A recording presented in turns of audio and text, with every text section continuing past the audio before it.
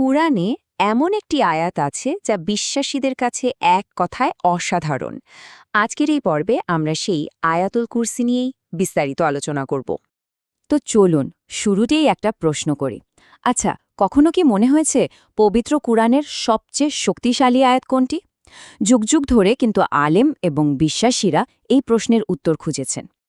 আর উত্তরটা হল আয়াতুল কুরসি, মানে আরশের আয়াত।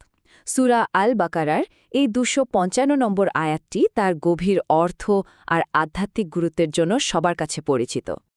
ঠিক আছে, তাহলে চলুন আয়াতটার গভীরে যাওয়া যাক। এর একেবারে মূল ভিত্তিটা কি? আল্লাহর একছত্র সার্বভৌমত্ব। এখান থেকেই শুরু করা যাক। দেখুন, আয়াতটা শুরুই হচ্ছে ইসলামের সবচেয়ে মূল কথাটা দিয়ে, এক আল্লাহ ছাড়া আর কোনো উপাস্য নেই। এটাই তো বিশ্বাসের মূল ভিত্তি, তাই না? একদম সরাসরি শক্তিশালী একটা ঘোষণা। এরপরই আল্লাহর দুটো অসাধারণ গুণের কথা বলা হয়েছে। প্রথমটা হল আল হাইয়ু, এর মানে হল তিনি চিরঞ্জীব, এমন এক সত্তা যিনি সব সময় ছিলেন, আছেন এবং থাকবেন, যার কোনো শুরু নেই, শেষও নেই। আর দ্বিতীয় গুণটা হল আল কাইয়ুম, মানে তিনি সব কিছুকে ধারণ করে আছেন। তিনি শুধু চিরঞ্জীবী নন, এই যে পুরো মহাবিশ্ব, এর সব কিছুকেই তিনিই টিকিয়ে রেখেছেন। সমস্ত সৃষ্টি কিন্তু পুরোপুরি তার উপরেই নির্ভরশীল।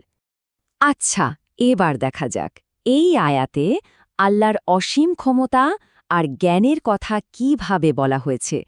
এমন কিছু গুণ যা সত্যি বলতে মানুষের কল্পনারও বাইরে। আর এখানেই কিন্তু সবচেয়ে বড় পার্থক্যটা তুলে ধরা হয়েছে।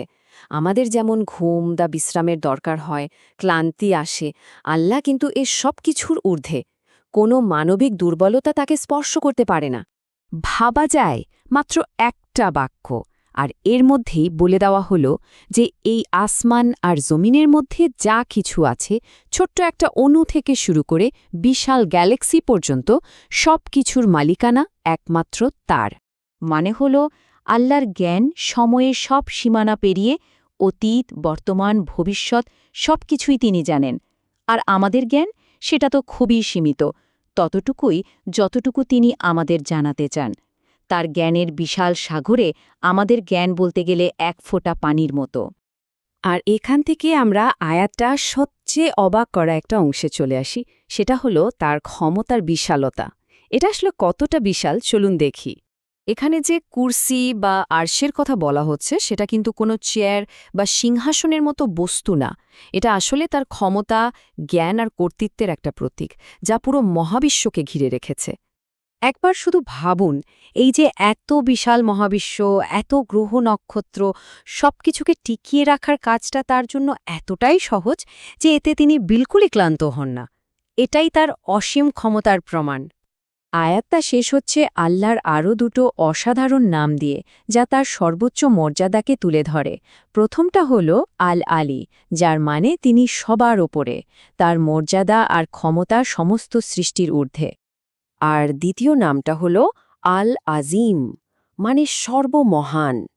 এই দুটো নাম একসাথে তার এমন এক মহিমাকে প্রকাশ করে যা আসলে কোনো কিছুর সাথে তুলনা করাই যায় না, এমনকি পুরোপুরি কল্পনা করাও সম্ভব না।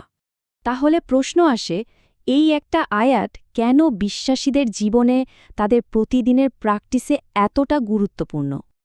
আসলে যখন একজন বিশ্বাসী আল্লাহর এই অসীম ক্ষমতা আর গুণগুলো সম্পর্কে জানতে পারে, তখন সে আয়াতুল কুরসি তেলাওয়াতের মাধ্যমে এর আরও গভীরে যেতে চায়। সে যখন আল্লাহর মহত্ব নিয়ে ভাবে, তখন তার মধ্যে ভক্তি তৈরি হয়। আবার সে যখন বিশ্বাস করে যে আল্লাহই রক্ষাকর্তা, তখন সব বিপদ আপদ থেকে তার কাছেই সুরক্ষা চায়। আর এভাবেই এর অর্থ বারবার মনে করার মাধ্যমে সে তার বিশ্বাসকে আরও শক্তিশালী করে তোলে। তো সবশেষে একটাই প্রশ্ন থেকে যায়, যখন আমরা আল্লাহরই অসীম ক্ষমতা আর বিশাল মহাবিশ্বের কথা ভাবি, তখন এই বিশালতার মধ্যে আমাদের নিজেদের অবস্থানটা আসলে কোথায়? এই আয়াতটা শুধু আল্লাহর পরিচয় দেয় না, এটা আমাদের নিজেদের অস্তিত্ব নিয়েও নতুন করে ভাবতে শেখায়।